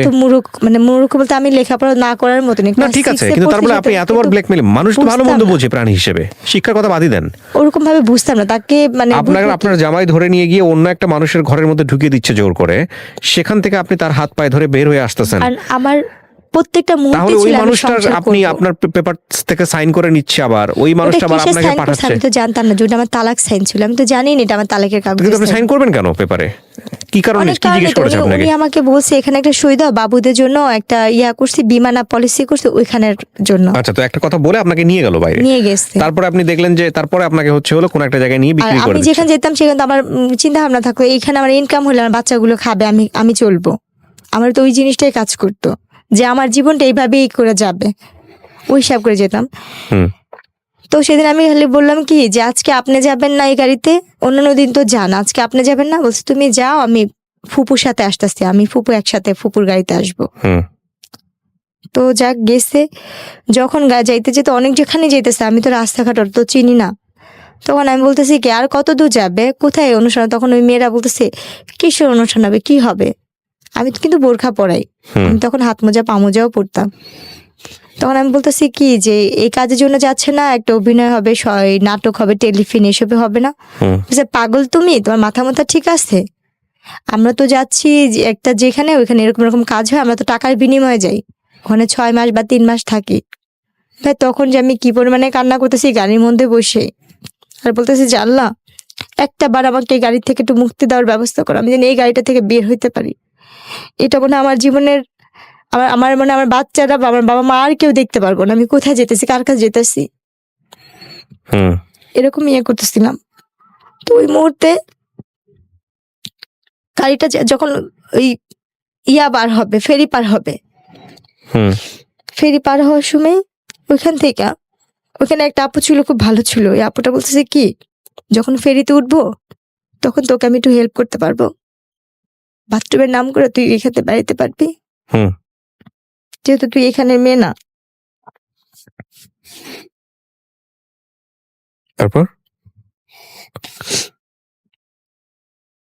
এরপর যখন বাথরুমের নাম করে এখান থেকে বের হইলাম, আমি পলে ওইখানে একটা রুম, মানে উপরে যে থাকে যে বাথরুমের সাইডে, ওইদিকে একটা লোকের বললাম কি আমার ওই গাড়িটা তুলে নিয়ে যেতেছে, আমার কেউ একটু বাঁচাবেন। কয়েকজন লোক জমাট হইলো, বলতেছে কোন গাড়িটা। আমি কিছু বলবো না, কারণ আমি ভয় পাইতেছি। এদের কাছে বলে তো আমি চিনি, এরাও যদি আমার দুর্বলতার সুযোগটা কাজে লাগায়। আর আপুটা বলছে কাউকে বলবি না, তুই এখান থেকে পালাইতেছিস, তুই কাউকে বুঝতে দিবি না, তাহলে এখানে যে পশুগুলি আছে সেগুলি তোর আরো ছিঁড়া খাইবো। আর তখন ওই সময়টা থেকে আমার ভিতরে একটা শিক্ষা তৈরি হইলো যে আমি এই দুনিয়ার কাউকে বিশ্বাস করতে পারবো না, এই দুনিয়ার কেউ কারো না। এরপরে ওইখান থেকে তখন অনেক রাত্র হয়েছে মনে হয়, তখন অনেক রাতই, ভালো মতনই রাত। তখন ওই সময় আমি লুকায় বাথরুমে তো বসে আসছি, বাথরুম থেকে বের হচ্ছি না, কোনোভাবে বের হচ্ছি না। আর আমি যে লোকগুলোকে বলছি ওই লোকগুলি আমাকে খুঁজতেছে। অনেকক্ষণ পরে ভালো করে বোরখার মুখটুক আটকে অন্য সাইডে এমন ভাবে বের হলাম যে আমি কাউকে কিছু বলিনি, আমি যে কোনো গাড়ি থেকে পলাইছি বা কিছু, ওরকম কাউকে কিছু বুঝতে দিইনি। আমি আমার মতো ওই ফেরিতেই বসেছিলাম। এরপর যখন ফেরিটা ঘাটে ভিড়লো, এরা তো খুঁজতেছে কোনোভাবে পাচ্ছে না। আমি গাড়িটাকেও দেখতেছি লুকা এক সাইডের থেকে ভিতরে। ওখান থেকে দেখি কি গাড়ি থেকে 3-4 জন বের হয়েছে, চান্দমাথা যে লোক উনিও বের হচ্ছে। পরে আমি তাড়াতাড়ি করে জোরে জোরে হাইটা আগা ফেরির মধ্যে যে খাবারের দোকানগুলো থাকে না, যে খাবার খায় হোটেল টোটেল, ওইখানের ভিতরে ঢুকছি খুঁজে। ওইখানে ঢুকে আমি এক সাইডে গিয়ে এক পাশে যে দাঁড়া, মানে এমন ভাবে ইয়ে করতেছি যে আমি দোকান থেকে কিছু কিনতেছি, যে আমাকে কেউ না দেখে বা না ইয়ে করে। কারণ আমি তখন বুঝি যে আমার যে করেই হোক আমার এই জায়গাতে বাঁচতে হবে, এবং আমি এইখান থেকে বাঁচার পরে ওই স্বামী নামে যে পশুটা ছিল তার সাথে আমি আর কোনো ধরনের যোগাযোগ করব না, তার সাথে আমি আর কোনো ধরনের সম্পর্কেই রাখবো না। আমার নসিবে যা আছে তাই হবে। কারণ আমি তো বাচ্চাদের রাখার জন্য, আমার বুকে রাখার জন্য আমি অনেক চেষ্টা করছি। আমার 2টা সন্তানকে আমি অনেক কষ্ট করে পালছি। আজকে আমার সেই বাচ্চাদের আমি চোখেও দেখি না, জানিও না কোথায় আছে, কিভাবে আছে, কিছুই জানি না। শুধু অভাবের কারণে আমি তার সব ধরনের অত্যাচার, সব ধরনের কথা আমি মাইনা নিচ্ছিলাম। এরপরে যে ওর গাড়িটা নেমে গেছে, গাড়িটার থাকে না, অপেক্ষা করে না আমার একজনের জন্য আর 10টা মেয়ে ইয়া করবে। আর মানুষ যেহেতু ওখানে ভিড় হয়ে গেছে, এরপরে গিয়ে ওই গাড়িটা চলে গেল আর আমি বসে রাখলাম যে এই ফেরিটা কখন আবার ওই পারে যাবে। ওই পারে গেলে আমি ওইখান থেকে গাড়িতে, আমি আবার একটা মুরব্বিকে আন্টিকে জিজ্ঞেস করলাম যে আচ্ছা খালাম্মা, আমি এখান থেকে ঢাকা গেলে কিভাবে ঢাকা যাব? পরে বলতেছে তুমি ঢাকা গেলে তো তোমার ঢাকার বাসে উঠতে হইব। আমি বলছি আন্টি ঢাকার বাস কোথায়, এইখান থেকে পাবো? বলতেছে না, ওইখান থেকে যে গাড়িগুলো আসবে তুমি সেইগুলিতে উঠবা, এটা তো ওদিকে যাবে, ওদিক থেকে যেটা সেটা ঢাকার দিকে যাবে। আমি কখনো রাস্তাঘাট চিনি না যে আমি কোথাও যাব। তখন আমি ওখানে বসে থাকলাম যে কখন ঢাকার বাস আসবে। আর যেহেতু আমি ভালো করে পড়তে পারি না, আমি যে ক্লাস 6 পর্যন্ত পড়ছি, আমার মানসিক টর্চারিং এ বা আমার যে এই ধরনের পেশাগুলো গেছে, ভাই আমি এখনো পড়তে গেলে হিমশিম খাই, মানে আমার ভালো করে মনে পড়ে না। তখন আমি কি করলাম, অনেকক্ষণ বসে থাকার পর দেখতেছি যে ঢাকা লেখা যে বাসগুলো, ওখানে একটা যে বাস আসতে, বাসটার নাম হচ্ছে ফাল্গুনি, একটা কাউন্টারের কোনো একটা বাস ঢাকা যাবে, ঢাকা, খুলনা, যশোর এরকম নাম লেখা, মানে কয়েকটা ইয়ের। তখন আমি বললাম কি এই বাসটা কি ঢাকা যাবে? পরে বলতেছে কি হ্যাঁ এটা তো ঢাকা যাবে। পরে আমি নাম বলতেছি ভাই আমার ব্যাগ থেকে হারাই গেছে, আমার কাছে কোনো টাকা পয়সা নেই, আমাকে কি ঢাকা নেওয়া যাবে? পরে বলতেছি কি দেখতেছো আমার হাতে কোনো ব্যাগ নেই বা কোনো টাকা পয়সার মতো কিছু নাই। পরে আচ্ছা যান উঠেন, যদি যাত্রী বেশি হয় আপনাকে দাঁড়া যেতে হবে। ঠিক আছে আমার কোনো সমস্যা, আমি দাঁড়াই যাব। তখন ওই বাসটাতে উঠলাম, ওই বাসটা যাত্রাবাড়িতে এসে নামলো। ওখান থেকে আমি একটা রিক্সা নিয়ে আমার মার বাসায় চলে আসলাম, কারণ আমার আর কোথাও যাওয়ার জায়গা নেই। মার বাসায় নিয়ত এসে করে বলেন না যে মাকে যে মা এগুলো না, এগুলো মার হয়েছে? বাসায় উদ্দেশ্য করে বের হয়েছে ঠিকই, হ্যাঁ মাঝ রাস্তায় না কেন জানি মনে হয় আমার ফুপু শাশুড়ির কাছে যা বলি তো, সে যদি আমার বাচ্চাগুলিকে আইনা দেয়, ওনার কাছে আবার যাওয়ার জন্য ইয়া করলাম। হুম তারপর আমার মেজো ফুপু শাশুড়ির কাছে গেলাম, ওনার বাসায় কাজের মেয়ের মতো পইরা আসি, ওনার পার্লারে কাজ করি, ওনার এটা করি সেটা করি, কিন্তু উনি কোনোভাবে আমার বাচ্চাই না দেয় না। উনিও দেখি আমাকে এটা ওইটা বলে, মানে বাজে ধরনের কথাই উনিও বলতেছে। হুম ওখানে আমি 1 মাসের মতো কাছাকাছি ছিলাম। তো ফুপুর পার্লারের একটা মেয়ের অনুষ্ঠান, জন্মদিনের অনুষ্ঠান, আমি তাকে রান্না বান্না করে দিলাম। পার্লারের মেয়ের জন্মদিন, ওই মেয়ের বার্থডেতে আমি রান্না বান্না সব কাজ করলাম। ওই মেয়ের নাকি একটা হাতের আংটি ভাই হারায় গেছে, ওই আংটিটার জন্য আমার ফুপু শাশুড়ি এবং পার্লারের মেয়েরা মিললে আমাকে মারলো হুম যে আমি নাকি সে আংটি চুরি করছি। কিন্তু আমি তো ওইখানে পড়ে আছি শুধু আমার বাচ্চাটার জন্য, আমার যদি বাচ্চাগুলি আমার কাছে আইনা দেয়, ওই লোভে বা ওই বিনিময়ে, আমার স্বামীর লোভেও না, শুধু সন্তানদের লোভে আমি এখানে পড়ে থাকতাম। এরপরও আপনি হাজবেন্ডের কাছে ছিলেন এই না। ঘটনা? তাহলে তার কোথায়? কাছে ফুপুর কাছে ছিলাম, ফুপুর কাছে ছিলেন? আর ফুপুর বাসায় ছিল ও তো একই তো কথা হলো তাও। না, তারপর? সে তো ওইখানে আসেও না, তার সঙ্গে যোগাযোগও নেই, হুম। বা আমি যে তার ফুপুর বাসায় আছি সে এটা জানেও না। সে তো ওইখানে বাচ্চাদের নিয়েই নাই হয়ে গেছে, যে মেয়ের সাথে তার সম্পর্ক আছে সেই মেয়েকে নিয়ে সে অলরেডি সংসার করতেছে। হুম পরে গিয়ে ওই মায়ের খাওয়ার পরে আর ওইখানে আর থাকিনি, চলে আসলাম। আয়সা বাবা মার কাছে বললাম যে ঠিক আছে আম্মু, আমি ওনারে তালাক দিয়ে দিব। আম্মু বলছে যে আগে তুই তালাক দিয়ে, আমি বলছি আমার কাছে টাকা পয়সা নেই। কয়, তুই কোথেকে দিবি, কিভাবে দিবি? আমি জানি না, আমি কি টাকা নিয়ে গাছ লাগা রাখছি, যোগাযোগই করবি না। তারপরে গিয়ে কাজে অফিসে গিয়ে বললাম যে আমি এরকম ছাড়তে চাই, আমার কাছে কোনো টাকা টুকা নেই, কেমনে কি ছাড়া যায়? হুম। ওরা বলছে আপনি 500 টাকাও যদি ম্যানেজ করে আনতে পারেন আমি এখান থেকে কাগজপত্র করে দিব।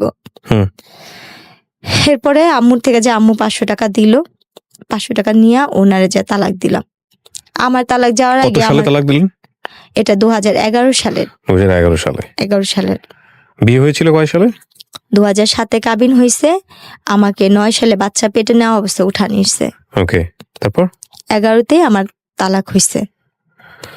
তালাক হওয়ার পরে ওনাদের সাথে আমার আর কোনো যোগাযোগ নেই, আমার কোনো কন্ট্যাক্ট নেই। এরপরে আমি আস্তে আস্তে মানে টেনশন, বাচ্চাদের জন্য টেনশন করতে করতে, আর ওই যে আমার মাথায় যে আঘাত পড়ছিল আর চোখে তো দেখি না, হুম এক পর্যায়ে আমি আস্তে আস্তে অসুস্থ হয়ে গেলাম। তখনই আমি ব্রেন স্ট্রোক করি। হুম স্ট্রোক করার পরে আমার অনেক কিছুই মনে নেই। তারপরে এইভাবে তখন এই আম্মুর সাথে থাকতাম, টুকটাক হাতের কাজ করতাম, থ্রিপিস না বিকচি টিকচি করতাম, মানে যে আমার মতো যে কাজ করতে পারে আমি সেই ধরনের কাজটা যে করতাম টুকটাক। হুম করা অবস্থায় এক বাসায় কাপড় বিক্রি করতে যেতাম। আচ্ছা কাপড় বিক্রি করতে যাওয়া অবস্থায় ওনারা অনেক বড় লোক ছিল, আর আমি হইছে অনেক ধরনের সুতার কাজ, ব্লক বাটির কাজ, সব ধরনের কাজ জানি। জি। আর যেহেতু আমার শ্বশুরবাড়িতে পার্লার ছিল, তাদের পার্লারের কাজটা আমি শিখে ফেলছিলাম। হুম বাচ্চাদের জন্য খারাপ লাগতো, কিন্তু কিছু করার ছিল না। তো এক বাসায় যখন কাজ মানে কাপড় চোপড় দিতে যাই, আমার নকশি খাতা দিতে যাই আর থ্রি পিস বিক্রি করতে যাই, ওই বাসায় ওনাদের ব্যাগের সাথে আমার ব্যাগের সাথে মিল্লা যায়। হুম তখন আমি যখন চলে আসি ওনাদের ব্যাগে টাকা ছিল আর আমার ব্যাগে ছিল কাপড় আর ছোট্ট একটা বাটন ফোন আমি চালাতাম। হুম হয়তো বা তারা ওই আমার এই ভিডিওটা দেখবে, ওনাদের টাকার ব্যাগ আমার কাছে চলে আসে আর আমার কাপড় ব্যাগ ওনাদের বাসায়। আমার ওই কাপড় ব্যাগে ছোট একটা ফোন ছিল, আমার বাটন ফোন। আচ্ছা। তো আমি যখন রিক্সাওয়ালাকে টাকা দিব তখন দিয়েছি আমার ব্যাগে টাকা নেই, ওই টাকা ওনাদের টাকা, হুম আমার ফোনও নেই আমার টাকাও নেই। তখন আমি ওই টাকার দেখে অবাক হয়ে গেছি, এতগুলো টাকা তো আমি কখনো দেখিনি। তখন গিয়ে আমি কি করলাম, বাসায় নামলাম না, আমি আমার ওই নাম্বারে ফোন দিচ্ছি বারবার। হুম ধরেন সারাদিন এরকম পার হয়েছে, সন্ধ্যার দিকে ফোন ধরছে। আমি বলতেছি কি এই ফোনটা যার কাছে, ওনাদের একটা ব্যাগ আমার কাছে। বলার পরে উনি বলতেছে আমাদের ব্যাগ তোমার কাছে, তুমি কে আর এই ফোনটাই কিভাবে? আমি বলছি আপা আপনার বাসা নিয়ে আমার এটার প্রতি কোনো লোভ নেই। কি ছিল? টাকা ছিল। কত টাকা ছিল? ভাইয়া জানি না, কিন্তু এত টাকা কখনো চোখে দেখিনি। Okay. অনেকগুলো টাকাই ছিল, তারপর? মোটামুটি ভালো টাকাই ছিল। সবগুলো 500 আর 1000 টাকার নোট, মানে 4-5টা বান্ডিল ছিল ওখানে। হুম তখন উনি বলছে তোমার এই টাকার প্রতি কোনো লোভ নেই? আমি বলছি না আপা আমার এই টাকার প্রতি কোনো লোভ নেই। তখন উনি বললো কি তুমি আসো গুলশান আসতে পারবা এই ব্যাগটা নিয়ে? আমি বলছি, আমি গুলশান জীবনে যাইনি, আমি চিনি না। হুম পরে উনি বললো যে ধানমন্ডিতে আসতে পারবা? আমি বলছি, আমি তাও চিনি না, আমি কখনো যাইনি এসব জায়গায়, আমি কি করে চিনবো? তখন উনি আমাকে বলছে ঠিক আছে আমি কোথায় আসবো? আমি বলছি আমি তালতলা চিনি। তখন আমাদের এলাকার ভূতের আড্ডা একটা আছে রেস্টুরেন্ট, উনি ওখানে আসতে বলছে। আমি ব্যাগটা নিয়ে ওখানে গেছি, যার পর উনি আমার দিকে তাকায় রয়েছে আর আমার ব্যাগটা দেখতেছে, আর উনি আমার ব্যাগটা নিয়েই আসতে আইসনে মাথায় হাত দেয়, বলতেছে কি যে তোর মতো মেয়ে আমি খুব কম দেখছি রে, কিরে বোন তোর এই টাকার প্রতি কোনো লোভ লাগে নেই? পর আমি কান্না করে বললাম কি যে আপা, আমার জীবনের সবচেয়ে দামি সম্পত্তিতে আমি হারায় ফেলছি, আর এই টাকা দিয়ে আমি আর কি করব? আমার জীবনে যে ছেলে মেয়ে, আমার স্বামী, সংসার, সেটাই তো, এই টাকার জন্যই আমার জীবনটা আজকে এখানে। আমার বাবা মার টাকা ছিল না বলে আমি স্বামীর সংসার করতে পারিনি, যৌতুকের টাকা দিতে পারিনি, এটা আমার মূলত আমার অপরাধ ছিল। আমি গরিবের মেয়ে, আমার বাবা মা গরিব। তখন ওনার না খুব মায়া লাগছে আমার কথা শুনে, বলতেছে তুই এখান থেকে যে টাকা নিবি নিয়ে নিলে। আমি বলছি না আপা, আমার টাকা লাগবে না, যদি পারেন আমার একটা কাজ দিয়েন, আমি কাজ করব, আমার একটা কাজ দরকার, আমি যদি একটু চাকরি করতে পারতাম, আমি তো লেখাপড়া জানি। তখন উনি আমাকে কি কাজ দিল, ওনার বাচ্চাদের স্কুলে নেওয়া আসার একটা কাজ দিল। আচ্ছা, ওনার বাচ্চাদের স্কুলে নিয়ে যেতে মানতাম, কিন্তু ওনারা অনেক বড় লোক ছিল। এরপর একদিন ওনার বাচ্চারা অসুস্থ, একটা বাচ্চা অসুস্থ, ওনার ছেলে অপারেশন করবে। ছেলেটার অপারেশন করার সময় তাদের AB নেগেটিভ রক্তের গ্রুপ দরকার ছিল। ওই সময় ওই রক্তটা আমি দিই। আমি বলি যে আমি এই রক্তটা দিব। বলছে কি তোর কি রক্ত এটা? পরে আমি বললাম যে হ্যাঁ, আমার যখন আমি অসুস্থ ছিলাম তখন আমি শুনছি আমার এই রক্তের গ্রুপটা AB নেগেটিভ। আপনার AB নেগেটিভ রক্তের গ্রুপ। আসলে কি AB নেগেটিভ? হ্যাঁ। ওকে। তখন আমি বলার পর ওনার বলছে কি যে তাই। পরে উনি আবার কি করলো, শিওর হওয়ার জন্য উনি আমার রক্তটা পরীক্ষা করলো। আচ্ছা। তখন আমি অনেক মোটা একটা চশমা পরতাম, চোখে দেখতাম না, তো ওই চশমাটা ছাড়া আমি চোখেই দেখতে পারতাম না। তো উনি কি করলো, আমার রক্ত পরীক্ষা করার পর ওনার বাচ্চার সাথে মিললো, যেখানে ওনার বাচ্চার 3-4 ব্যাগ রক্ত লাগবে, সেখানে আমার 1 ব্যাগ আর 1 ব্যাগ ওনারা কিনে আনছে। এই 2 ব্যাগ দিয়ে ওনার বাচ্চাকে উনি ইয়ে করলো। তখন ওই যে রক্ত দিয়ে, আমি তো কখনো রক্ত দিই নেই, রক্ত দিয়ে তো সাথে সাথে উঠতে হয় না, কতক্ষণ নাকি রেস্ট নিতে হয়। আমি কি করছি, রক্ত দিয়ে উঠে পড়ছি না, আমার চশমাটা পড়ে গেছে, ভাঙে গেছিল একটা ফ্রেম। তখন আমি অন্ধের মতো হাতা হাতা চশমা খুঁজতেছিলাম। তো ওই জিনিসটা ওই আপুটা ফলো করে বলতেছে কি তুই কি চশমা ছাড়া চোখে দেখিস না? আমি আপা আমি তো চশমা ছাড়া চোখে দেখি না। বলছে কতদিন ধরে এরকম? আমি প্রায় আজকে 3 বছর হয়ে আসতে। আমার এই কাহিনীটা 2014 দিকে এই কাহিনীটা। এরপরে গিয়ে আমি বলতেছি কি আপা আমি তো চশমা ছাড়া চোখে দেখি না, আজকে 3 বছর ধরে আমার চোখের অবস্থা এরকম। পরে উনি না দেখে বলছে তুই কোনো ডাক্তার দেখাইছিস? আমি ডাক্তার দেখাইছি, ডাক্তাররা আমাকে অপারেশন করতে বলছে আর কি কি যেন পরীক্ষা করতে বলছে, করিনি টাকার জন্য। তখন উনি সাথে সাথে ওনার ড্রাইভারকে ডাক দিল আর ওনার ম্যানেজারকে ডাক দিল, নাম ধরে না। ম্যানেজার আসলো, বলছে ওকে এখনই বাংলাদেশ আইকন সেন্টারে নিয়ে যাও ধানমন্ডিতে। আচ্ছা। নিয়ে ডাক্তার দেখো ওনারা কি বলে। আমাকে ওইখানে সাথে সাথে ওই মুহূর্তে আমাকে ওইখান থেকে জুস টুস খাওয়ায়া পানি টানি খাওয়া আমাকে নিয়ে গেল ডাক্তারখানে। নিয়ে যাওয়ার পরে ওখানে আমি আমার চোখ পরীক্ষা করে, এরপরে কি করছে ওনারা আমার সবকিছু করা শেষ, অপারেশন করা শেষ, ওনারা আমাকে খুশি হয়ে জায়গা কিনে দিবে। আচ্ছা। ওনারা আমাকে একটু জায়গা কিনে দিবে। যাদের বাড়িতে আপনি আছেন আর কি? হ্যাঁ, না আমি ওই বাড়িতে নেই, তাহলে শুধু একটা জায়গা শুধু পড়ে আসছে। না কিন্তু যাদের আপনি টাকা দিয়ে হেল্প করলেন ওরাই তো আপনাকে টাকা কিনে জায়গা কিনে দেওয়ার কথা বলছে। আমি সেটাই বলতে যাচ্ছি। হ্যাঁ, আমি যাদের রক্ত দিচ্ছি, যাদের আলটিমেটলি আপনার সব গল্প তারা জানে যে কিভাবে কি হয়েছে, তো ওরা আপনাকে একটা জায়গা কিনে দিবে। হ্যাঁ, ওরা আমাকে একটা জায়গা দান করলো। আমার চোখের অপারেশন করা শেষ দিয়ে আমার একটা জায়গা কোথায় এটা দান করলো, এটা হচ্ছে ড্যামরা ইস্টাক পাটার দিকে। আচ্ছা, কতটুকু জায়গা? 2 কাঠা। 2 কাঠা। আচ্ছা, আপনাকে একদম আপনার নামে লিখে দিয়েছে? সম্পূর্ণ আমার নামে লিখে কাগজপত্র করে দিয়েছে, দান করছে এটা আমাকে ওনারা। ওকে। আমার রেজিস্ট্রেশন দান করার পরে তো ওনারা আমাকে আর খুশি আর কিছু টাকা দিচ্ছিল, আর 2 লাখ টাকার মতো ওনারা আমাকে টাকা দিচ্ছিল, এটা দিয়ে তুই কিছু করিস, পড়াশোনা কর বা কিছু কর। ওনারা দেশের বাইরে সবাই চলে গেছে, আমার সাথে আর কোনো সম্পর্ক নেই, তারা চলে যাবে। ওনারা দেশের বাইরে চলে গেছে, যাওয়ার আগে আপনাকে হ্যাঁ এটা খুশি হয়ে দিয়ে গেছে। তো আমি ওই মুহূর্তে না ভাবছি কি, যেহেতু আমি লেখাপড়া যাই না, আমার 2টা বাচ্চা আছে, আমি ওই টাকাটা দিয়ে, যেহেতু আমার বাবা মাও খুব গরিব, ভাই বিয়ে করছে, ভাইয়ের মতো থাকে, যার মতো শেষে থাকে, আমি ওই টাকাটাকে বিদেশ যাওয়ার জন্য, তখন বিদেশে লোক নিতেছে বাসা বাড়ির কাজে বা কোনো ইয়াতে, বিদেশে চলে যাবো, ভবিষ্যতে টাকা পয়সা জমিয়ে এই জমিটার উপরে বাড়িটারি করবো। তখন বিদেশে গেলাম, এক দালাল ধরলাম, উনি আমার থেকে 1.5 লাখ টাকা নিল। এটা মহিলা দালাল ছিল, উনি বিদেশি লোক পাঠায়। উনি আমাকে কাজে দিল কি, হাসপাতালে ক্লিনারের কাজের কথা বলে উনি আমাকে সব কাগজপত্র করতে। আমি হাসপাতালে ক্লিনার হয়ে কাজে যাই, দুবাইতে পাঠাবে। সেখানে গিয়ে আমার সাথে আরেক ইয়া ঘটে, আমার নসিবটাই এরকম। ওখানে যাওয়ার পরে আমি একটা ভার ডান্সারে পড়ি, ভার ক্লাবে। উনি আমাকে এয়ারপোর্ট থেকে বলতেছে তুমি অমুকের বোন না? আমি বলছি হ্যাঁ। পরে বলতেছে যে তুমি আমাকে চিনো? আমি বলছি না, আপনার কথা আমার ভালো করে মনে নেই। বলছি তোমার না বিয়ে হয়েছিল, এরকম এরকম হয়েছিল? আমি বলি হ্যাঁ আমার হয়েছিল এরকম, কিন্তু এখন তো সেটা নাই। বলছি তুমি এখানে আসছো কেন? উনি আমাকে ডিটেলস পরে বলেছে আমি একটা ভার ক্লাবে আসছি। তখন তো আমি তার হাত পা ধরে কান্না করতেছি, ভাই আমি তো এই কাজে আসিনি, আমি তো অন্য কাজে আসছি। পরে বলছে আল্লাহ তুমি এ কথা আগে জানতা না? বলছে না। তখন উনি কি করলো, ওইখানের একটা মেয়ে ছিল ডান্সার, ওই আপুদের 2টা আপুকে বললো যে দেখ ও কিন্তু যাই না আসে নাই, মালিকের বউ কিন্তু ওর অনেক মারবো, ওই জন্য ক্লাবে না যেতে পারে বা ইয়া করে ওটা ব্যবস্থা করিস। এখন তো আমি স্টেজে উঠবো না, আমি কান্নাকাটি করতেছি, আর আমি সেরকম পোশাক নিই না, আমি তো হাসপাতালের চাকরির জন্য 3 পিস নিচ্ছি আমার। আর ওখানে হয়েছে লেহেঙ্গা স্কার্ট টিস্কার্ট পরে নাচতে হয়, সেটা আমি তো নিইনি। তখন ওই মুহূর্তে আমার যে স্বামী, উনি ওই মালিকের বউকে বলে কি ওরে উঠায় না, যে টাকা লাগে আমি দিব, ওকে রাখেন। তো উনি বলছে কি না আমি করে ধুয়ে পানি খাবো? বলছে না আমি দিব ভাই। বলার পরে বলছে ঠিক আছে। তো 2 দিন আমি ভালোই ছিলাম, কিছু করে না। 2 দিন পর ও টাকা দেয় না, এখন আমাকে মারধর করতেছে, উঠাবে।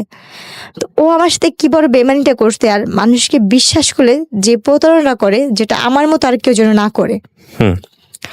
আমি ওখানে যাই, ওই আপুগুলো আমাকে বলে যে দেখো তোমার তো এখানে আসতো, তুমি এক কাজ করো, 3 মাসের ব্যাপারই তো, এখানে শুধু নাচতেই হয়, খারাপ কিছু না, তুমি শুধু ডান্স করো, এখানে ডান্স করলে তুমি তোমার একটা পারিশ্রমের যে একটা ফল এটা নিয়ে যেতে পারো, এখানে তোমার অনুমতি ছাড়া কোনো খারাপ কাজ হবে না।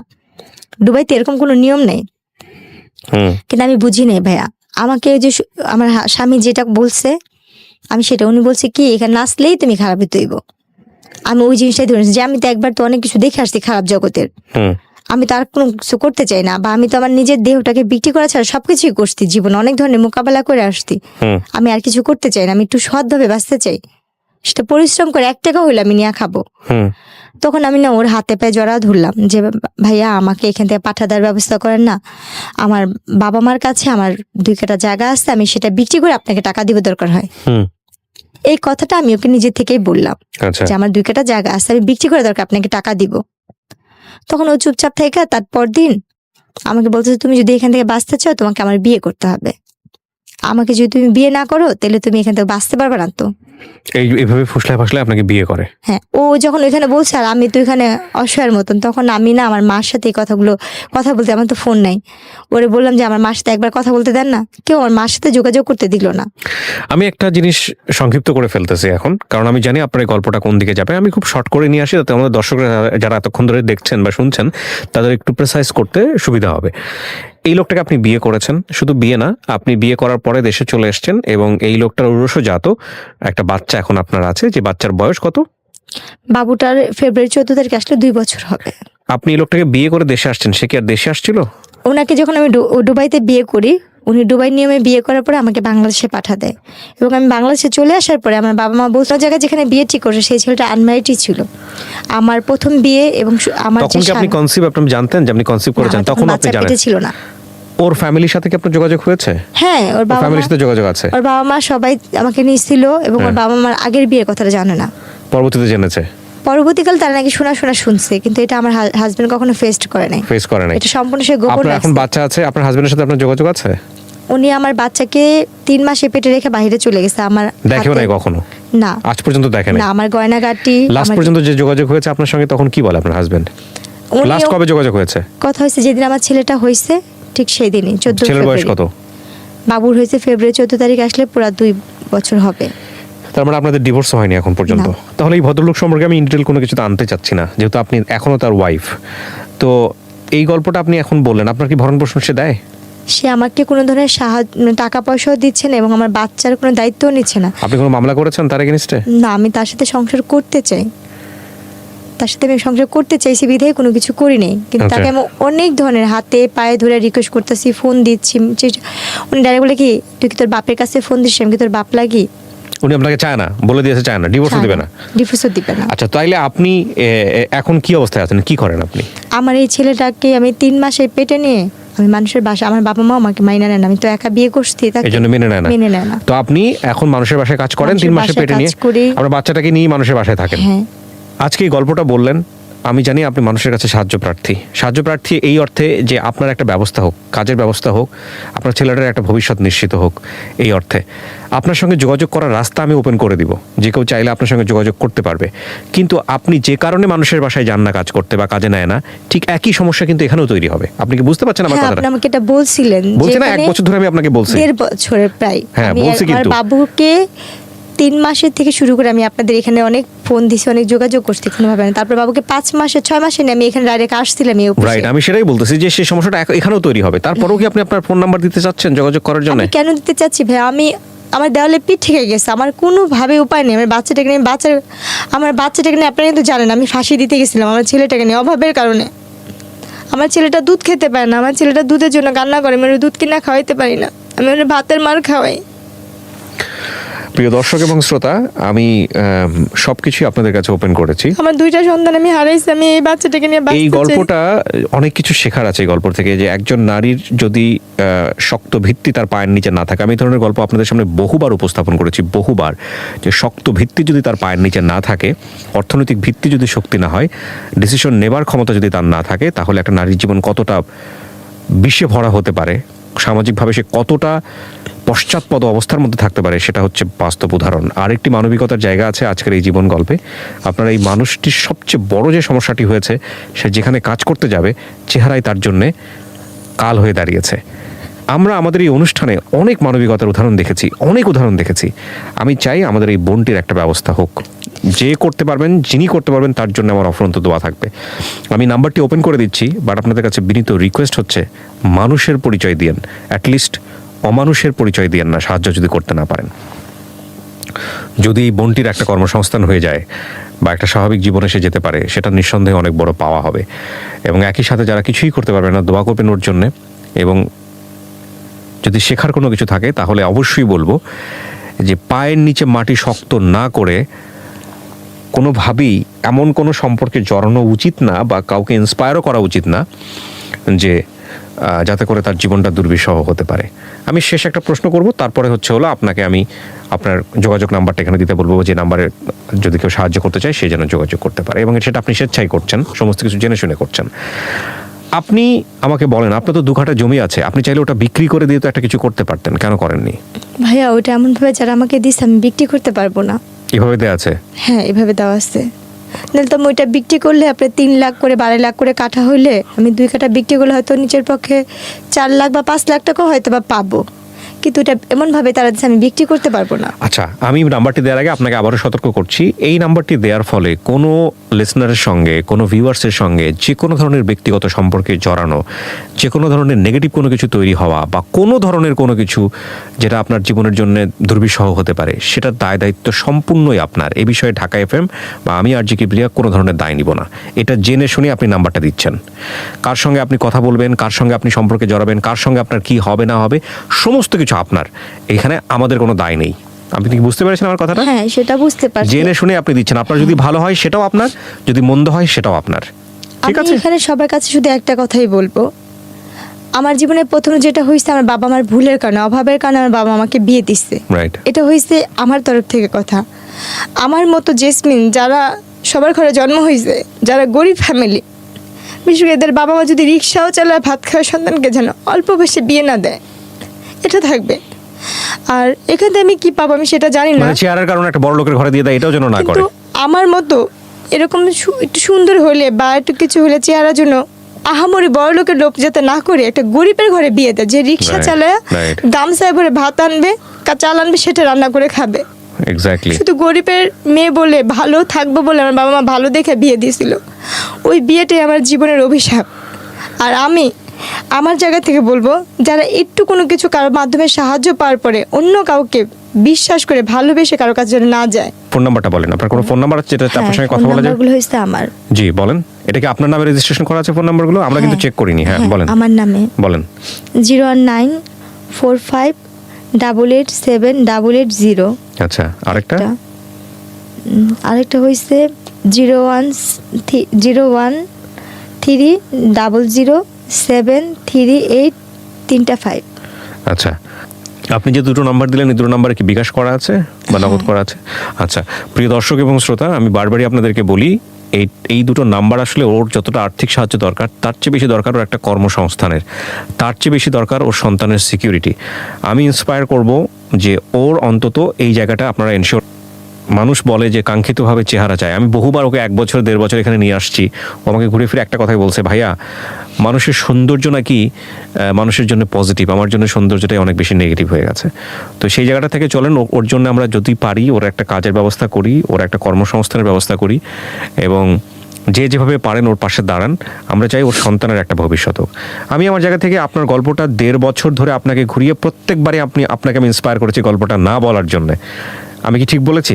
হ্যাঁ, আপনি আমাকে অনেকবার না ফিরাই দিছি, আর আমি বারবারই আপনাকে সেই কারণে আসছি, আমার চলার মতো কোনো পথ নেই। আর আমি কোথা থেকে আমি কোথাও আমি আপনার গল্পটা এই জন্যই প্রচার করলাম যাতে করে এই গল্পের শিক্ষণীয় বিষয়গুলো নিতে পারে।